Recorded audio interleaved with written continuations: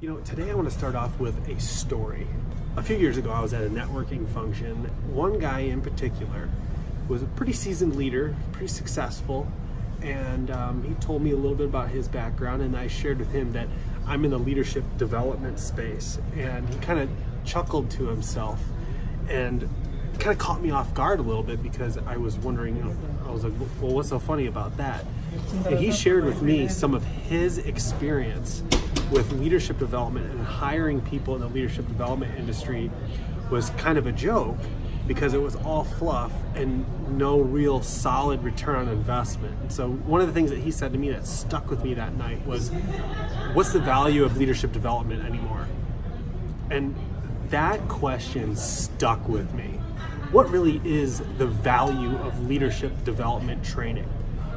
Because a lot of the development industry is not delivering a return on investment to a customer, or even able to articulate what that return on investment is, because leadership training in and of itself can most of the time be fluffy, feel-good conversations that really don't drive results. So this conversation I had with this guy at this event kind of put me on my own little journey looking at addressing that question. What is the value of leadership development? What is a return on investment? So came across this book, and the book that we're going to talk about today is the Leadership Capital Index, Realizing the Market Value of Leadership. This book really gets at the idea of the value of leadership development, and in the eyes of investors, in the eyes of private equity, in the eyes of hedge funds, things of that sort. Research has shown that leadership has a 10 to 15% impact on financial performance and a 25 to 30% impact on market valuation. 30% of the value that an investor places on an organization that they're doing valuation on is leadership qualities. But a lot of leaders don't know how to develop the capacities necessary to drive that value. So this gets back to the question of this guy saying, what's the value of leadership development anymore? This book really spells it out. And so let's talk about three streams of valuation. Financials. Financial outcomes only tell literally 50% of firms' values. Number two, how does an investor value a company? Intangibles. They look and assess the strategy, brand, what's their innovation plan, how's their systems integration. Third, what this book the nut that it tries to crack is, quality of leadership. And again, like what I said, is 30% of the value of an organization is leadership quality. So leadership is critical, but no one knows how to measure that. That's really what this book is getting at. And it's starting a conversation about what's called the Leadership Capital Index. These are the things you want to focus on when you're developing your people, the individual and organizational capacities that you really want to focus on and hone in on with your team. And what the book is saying is that if you focus on these, you will have a return on investment of increased enterprise value. There's 5 individual capacities that you should build in your team if you want to increase enterprise value through leadership development. The first one is personal proficiency. So here's the question, and I want you to think about this in your organization. To what extent do the leaders in your organization demonstrate the personal qualities to be an effective leader? So think about this. How much are you focusing on the intellectual, emotional, social, physical, and ethical behaviors on your team, those to drive that leader to grow? Strategy. Okay, think about this again within the context of your organization. To what extent do leaders articulate a point of view about the future and accordingly adjust the firm's strategic positioning? How well are your leaders at setting a strategy? Do they understand strategy?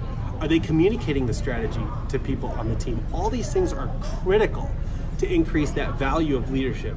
Number 3, execution. To what extent do the leaders make things happen and deliver as promised? It's one thing to be really good at strategy, but it's another thing to know how to execute a plan and how to get other team members on board. That's a critical leadership skill that drives value. Number 4, people manager. To what extent do leaders build competence, commitment, and contribution of their people today and tomorrow? Are your leaders good at managing people? Do they know how to connect with the people that and engage the people that they lead? Number 5, leadership differentiator. To what extent do leaders behave consistent with customer expectations? That's critical. If you don't have customers, you don't have a business. So those are the individual aspects to develop your people on to see a return on investment. Now let's move to the other side of it. And these are the organizational capacities. Number 1, culture capability. Culture is a huge buzzword. To what extent do leaders create a customer-focused culture throughout the organization? That is key, customer-focused. Did your people have a customer-focused culture? Would they even know what that means if you brought that up to them?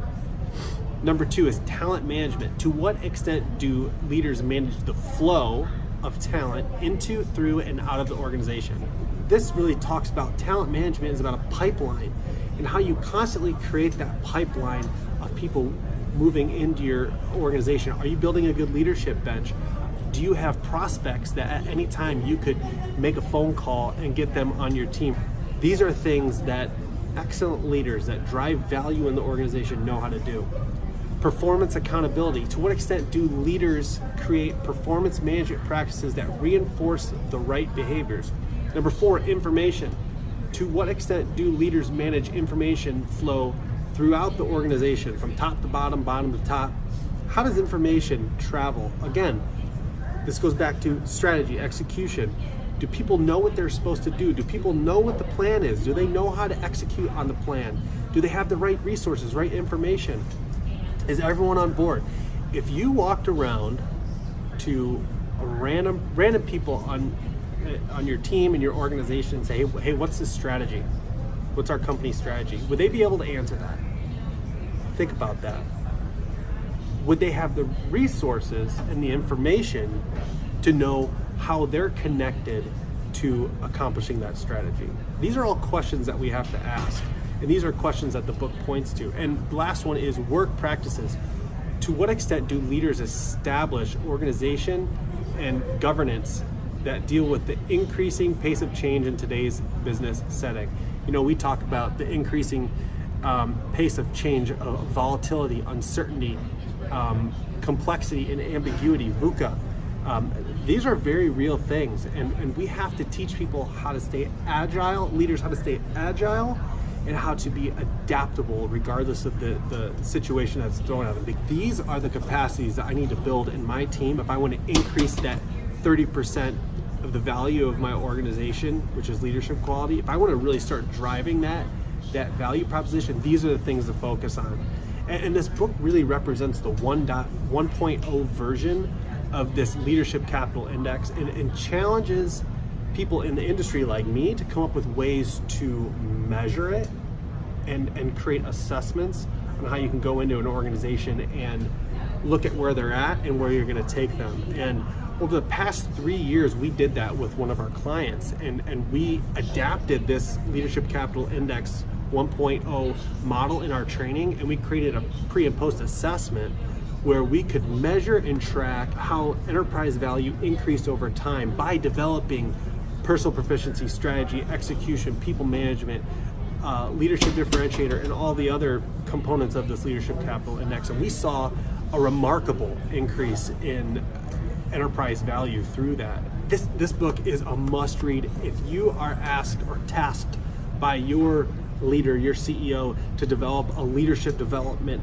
program, or to start developing your leaders, and you're like, okay, where do I start? This book is a little more academic, but it'll give you a good idea of how to start developing your people and drive results and a return on investment. So this book is for leaders wanting to maximize a return on investment of their leadership development spend for their team. This book is for boards of directors looking to assess and develop the quality of the leadership in their organization. Number 3, investors wanting to have more comprehensive data to determine value.